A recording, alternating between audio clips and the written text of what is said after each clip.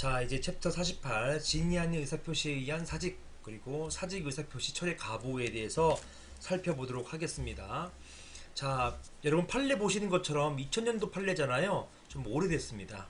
이거는 쟁점이 좀 올드한 쟁점이고 최근에 뭐 실무에서 많이 문제되지는 않아요. 다만 이런 진위 아닌 의사표시에 대한 논의가 민법과 행정법 분야에 있어 왔어요. 이런 그 진위 아닌 의사표시에 대한 이런 민법과 행정법에 있어서의 어떤 판례 법리가 농법에서는 어떻게 적용되는지 그것을 보여주는 의미가 있는 판례라고 할 것입니다.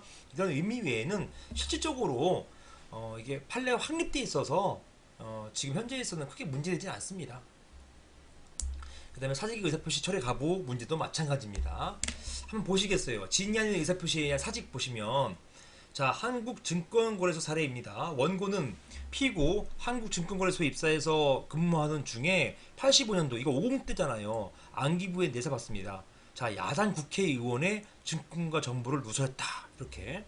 당시는 야당 국회의원은 공산당 또는 빨갱이 이렇게 취급하던 그런 분위기가 있었어요.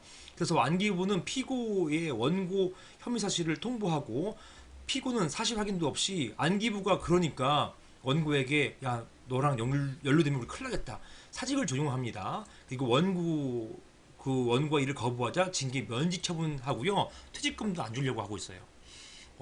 안기부는요 원고가 징계 면직 당하자 그 직후에 원고를 불법 연행해서 일주일 동안 감금합니다. 뭐 대부분 남영동이겠죠. 남영동에 감금해가지고 야당 국회의원과 연계했으니까 이것은 곧 대공불순세력과 연계한 것으로 그 혐의로 이제 보고 가혹한 고문을 가합니다. 여러분들 뭐 남영동 1985인가요?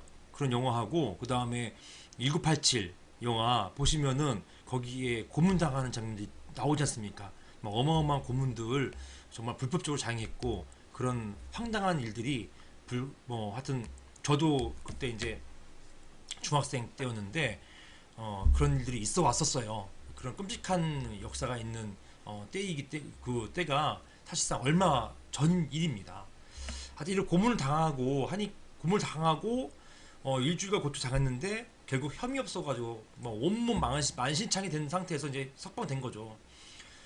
이러다 보니까 다 포기합니다. 자포자기하고 더 이상 복직이 어렵다는 생각하에서 퇴직금이라도 수령할 목적으로 어쩔 수 없이 85년도 12월 달에 사직원을 제출합니다. 그리고 그냥 의원 면직 처리되고 사직서 제출하니까 저 그만하겠습니다라고 해서 원하는 거잖아요. 그래서 의원 면직 처리되는 것입니다. 그리고 퇴직금 받고 갑니다. 그런데요. 1988년도 정권이 바뀌죠. 50대 전두환 대통령에서 이제 노태우 대통령이 당선됩니다.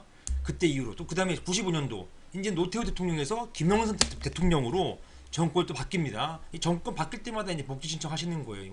원고께서 각 징계 면직 처분의 부당성 다투면서 피고에 복지 신청했지만 거부됩니다. 그러자 98년도에 법원에 징계 면직 처분이 무효다 이렇게 확인을 구하는 것입니다. 무슨 말입니까? 자, 이 징계 면직 무효이고 그리고 내가 나중에 냈던 사직원 제출 요거는 내가 진짜 사직원 제출할 마음이 없었다. 하지만 일주일 동안 고문당하고 나니까 정말 자포자기하고 한 상태에서 그냥 퇴직금이라도 수령할 목적으로 어쩔 수 없이 내가 사직할 의사는 전혀 없음에도 불구하고 냈던 것이다. 이렇게 해서 진위 않는 의사표시였다. 이렇게 주장하면서 이제 징계 면직 처분 무효 확인을 이제 주장한 것입니다. 자, 사용자의 의원 면직 처분과 해고 어떤 관련이 있는지 살펴보면 자, 근로자의 사직서 제출이 진위 아닌 의사표시에 해당하는 등으로 무효이어서 사용자의 그 수리 행위를 실질적으로 사용자의 일방적 의사에 의해서 근로계약 관계를 종료시키는 해고라고 볼 수 있는 경우 이런 경우가 아닌 한 이게 무효로 볼 수 있는 거 아니 그런 경우가 아닌 한 사용자가 기본적으로 사직서를 제출하면은요 그 사직의 의사표시를 사용자가 수락함으로써 사용자와 근로자 사이의 근로계약 관계는 합의 해지에 의해서 종료된다. 이것이 바로 판례의 일관적인 태도가 되겠습니다. 따라서 이것은 해고, 일방적 의사표시에 의한 사용자 일방적 의사표시에 의한 해고라고 볼 수 없게 되는 것이죠. 다만 만약에 해고가 되려면요, 사용자가 주도해가지고 근로자에게 사직서 써 이렇게 한 다음에 그 쓴 사직서를 수령했을 때 이거는 뭐 강요에 의한 것이니까 비진의 의사표시로서 무효라고 볼 수 있겠죠. 자, 이렇게 본 것입니다. 자, 여러분 이거 아셔야 돼요. 비진의 표시는요, 우리 지난 시간에 배웠지만 비진의 표시는 일단 유효해요. 하지만 상대방이 이게 비진의임을 알았거나 알 수 있었을 경우에 한해서 무효가 되는 것입니다. 이 원고가요, 사용자인 한국증권거래소에다가 사직서를 내는 것과 동시에 일단 기본적으로는 이 사직서는 유효해요. 이걸 수리했으면 따라서 그냥 의견 면제돼 버리는 거예요. 해고가 아니란 말입니다. 만약에 이 원고가 이게 무효라는 것을 밝히기 위해서는요, 뭘 입증해야 되냐면 피고인 한국증권거래소에서 내가 사직의 의사가 없음에도 불구하고 사직서를 낸다라는 것, 이것을 한국증권거래소가 알았거나 알 수 있었음을 입증해야 되는데요. 이런 것은 입증하기가 너무 어렵죠. 사실상 불가능합니다. 그 한국증권거래소에서 또 내가 사직서 낸다는 것을 알았거나 알 수 있었음을 입증하는, 어떻게 입증합니까? 입증 방법도 사실은 뭐 애매하고 모호해요. 따라서 입증이 어렵습니다.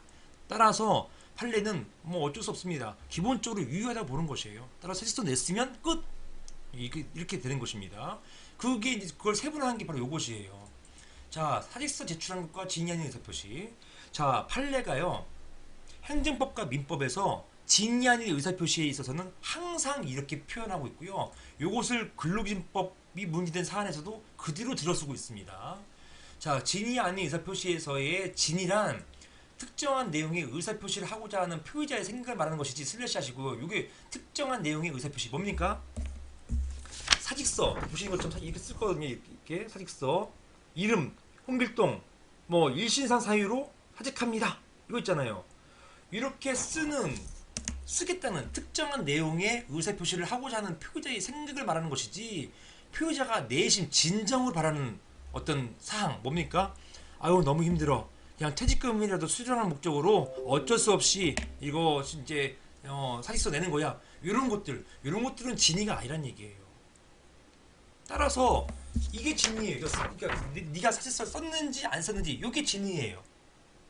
사직서를 내가 썼잖아요. 그럼 여기 진위는 내가 지금 사직서를 쓰고 있구나, 이게 진위란 말입니다.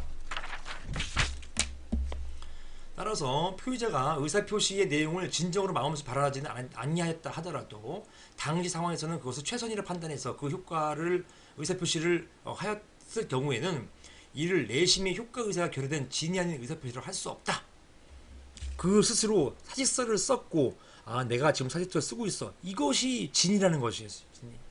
판례는 사직원 제출 당시 사직의 의사표시를 진정으로 마음속에 바라지는 아니하였다 하더라도 당시 상황에서는 징계 면제 처분의 효력을 다투는 것보다는 퇴직금 수령 및 장려를 위해서 재심을 통한 징계 면제 처분의 취소와 의원 면제 처분을 받는 것이 최선이라 판단해서 그 의사표시를 한 것으로서 원고에게 그 표시 의사에 상응하는 사직의 효과 의사가 있었다고 봄이 상당. 무슨 말입니까? 표시 의사, 사직서를 쓴다는 표시 의사입니다. 이런 사직의 효과 의사가 있었다고 봄이 상당하기 때문에 이것을 사직의 의사가 결여된 진위 아닌 의사표시라고 할 수 없다, 이렇게 보았던 것입니다. 이게 이제 민법과 행정법에서 사용하고 있는 진위 아닌 의사표시의 법리고요. 이것을 노동법에서도 그대로 들여왔습니다. 자, 그 다음에 퇴직금 수령 후 소재기가 7일치 보시면 이미 지금 원고는 퇴직금 받았잖아요, 그죠? 그런 상태에서 한 10년 지난 뒤에 이제 소재기 합니다. 사용자로부터 해고된 근로자가 퇴직금 수령하면서 아무런 이유 유보나 조건 제시하지 않았다면 해고의 효력을 인정하지 아니하고 이를 다투고 있었다고 볼 수 있는 객관적 사정이 있다거나 그 외에 상당한 이유가 있는 상황 하에서 이를 수령하는 등 특별한 사정이 없는 한 그 해고의 효력을 인정하였다고 할 것이고, 따라서 그로부터 오랜 시간이 지난 후에 무려 10년이 지난 이후죠. 그로부터 오랜 시간 지난 이후에 해고의 효력을 다투는 소를 제기하는 것은 신의칙이나 금반원 원칙의 위배에 대해서 허용될 수 없다, 이렇게 판시하였습니다. 이게 하나의 쟁점이고요. 자, 또 하나는 이제 사직의 의사표시 철회. 자, 우리 사직의 의사표시 요구하고요. 그 다음에 보시는 것처럼 그 우리 자, 요 사직의 의사표시 요거 한번 봤었어요, 그죠? 요거하고 근로계약의 이제 합의 청약 요거하고 구별하는 문제 우리 지난 시간에 한번 봤었죠. 그 문제입니다. 자, 사회복지법인 사례인데요. 원고는 대전 소재 어린이집 원장으로 근무하던 중에 보육교사 명예훼손하고요. 직원 간의 불화를 조성했다는 이유로 사회복지법인으로부터 견제처분 그리고 또는 사회복지관으로 전부 명령을 받습니다. 원장이 이런 불화 조성하고 이런 견제처분 받고 사회복지관으로 전부 명령 받으니까 이건 치욕적인 거죠. 거의 강등식입니다. 강등. 그래서 원고는요 97년 2월 18일 날 사회복지관에 출근하여서요. 자 2월 27일까지 휴가원을 제출한 후에 당일 사직서를 제출해서 이제 냅니다. 그리고 사회복지법인은 아직 휴가원이 이제 휴가하겠습니다라고 하는 그 휴가원 끝나기 전인 20일 날 사직서를 수리했습니다. 이렇게. 그런데요, 정말 그 공교롭게도 얼마 뒤에 대전동구 의회 조례안이 2월 25일 통과되었는데요. 사직서 수리한 5일 뒤에 통과됐는데 원고의 근로조건이 매우 유리하게 변경될 가능성이 있었습니다. 이게 이제 아까운 거예요. 그래서 원고는요 2월 25일 날 사직 의사표시를 철회합니다. 이미 수리가 된 상태에서 철회가 돼요. 철회를 합니다. 피고는 자 이건 이제 어린이집이죠. 피고는 이미 사직서가 수리되었기 때문에 사직 의사표시 철회는 불가하다고 통보했고요. 이러한 사직 의사표시 철회 수리 거부는 부당해고라고 주장했습니다. 이로 인해서 소를 제기했던 것이죠. 판례는요. 근로자가 사직원을 제출해서 근로계약 관계의 해지를 청약하는 경우 이거는 사직원 제출을 근로계약 해지 청약이라고 보았어요. 판례가. 그에 대한 사용자의 승낙의 의사가 형성되어서 그 승낙의 의사표시가 근로자에게 도달하기 전에는 그 의사표시를 처리할 수 있다라고 편시하면서도 슬래시 그 다음이 중요합니다. 이 앞에는 제가 이거 하던 계속 가르치고 보면서도 앞에 이 문구는 필요가 없는 문구 같아요. 그 이후에 나와 있는 사직의 의사표시나 이런 거에 대한 일관된 판례가 이렇게 근로계약 관계 해지 청약을 보지 않습니다. 그래서 이런 표현이 굳이 왜 들어갔나 제가 볼 땐 사족 같아요. 그게 필요 없는 것 같습니다. 그 다음이 중요해요. 이것부터 여러분께서 제대로 암기하시거나 숙지하시면 됩니다. 그러나 사직의 의사표시는 특별한 사정이 없는 한 당의 근로계약을 종료시키는 취지의 해약 고지다. 이렇게 해약 고지 통보, 즉 사직의 통보라고 보는 것이에요. 해약 고지로 볼 것이기 때문에 사직서 작성 제출의 동기, 경위, 사직의 의사표시 처리의 동기, 기타 여러 사정을 참작하면 원고의 위 사직서 제출은 위에서 본 원칙적 형태로서의 근로계약 해지를 통보한 것이라 볼 것이다. 해지를 통보한, 일방적 통보하는 것을 볼 것이지 합의 해지 청약한 것을 볼 것은 아니다. 이렇게 얘기하고 있지 않습니까? 그러니까 앞에하고 좀 안 맞아요. 그러니까 여러분 그 뒤에 것 위주로 숙지하시면 됩니다. 앞에 거 무시하세요. 그냥 즉 합의 청약 아니에요. 그냥 합의 해지하겠다. 사직을 통보한 것에 불과하다는 것입니다. 통보했기 때문에 효력 생겼어요. 통보가 도달되는 순간 끝났어요. 끝난 거예요. 더 이상 청약은요 상대방이 승낙할 때까지 사이에 여지가 있어요. 하지만 통보는 통보한 순간 끝나버린 겁니다. 이렇게 사직의 의사표시가 참가인에게 도달한 이상 이건 수리함으로써 도달했다 볼 수 있는 것이죠. 원고로서는 참가인의 동의 없이 사직의 의사표시 처리할 수 있다 없다? 없다가 되는 것입니다. 이렇게 이런 부분이 이제 좀 그 판례가 조금 헷갈리게 썼어요. 그래서 그 질문하시는 분들이 많이 계십니다. 수험생님들 중에서도 이 부분 질문 많이 하시는데요. 그래서 판례가 그 사직의 통보로 본 거예요? 아니면은 합의 해지의 그 청약으로 본 거예요? 이렇게 자꾸 이제 말씀하시는데 판례는 막 헷갈리게 판단하다가 뒷부분에 있어서는 그냥 합의 청약이 아니다.